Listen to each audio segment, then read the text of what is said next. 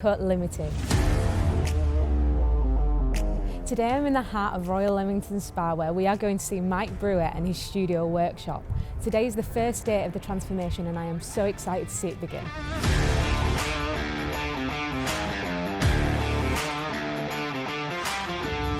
For those of you who may be unfamiliar with Mike Brewer, you may recognise him from Wheeler Dealers, as well as many other TV appearances. So who are Resin Co? Well, we are manufacturers of quality industrial and domestic resin products. So what are we doing here today?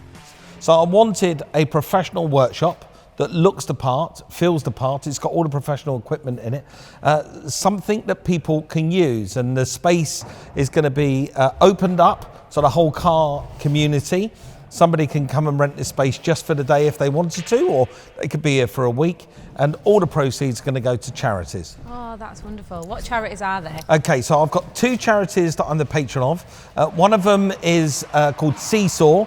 It's bereavement counselling. It's a charity that's down in Oxfordshire. And the other one isn't necessarily a charity. It's a car club, actually. It's called the Sporting Bears.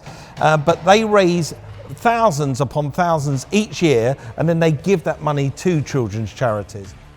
Here today we have Remy Industrial Flooring, who have been specifically contracted to make the preparations to apply the resin coat epoxy. They begin the process using a high quality industrial blaster. And yes, it was very noisy, as expected.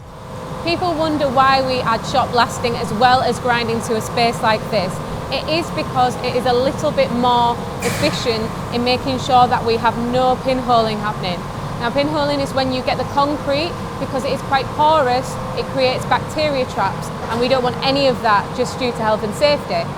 It can get high and low spots and just creates a lovely smooth surface just in time for priming.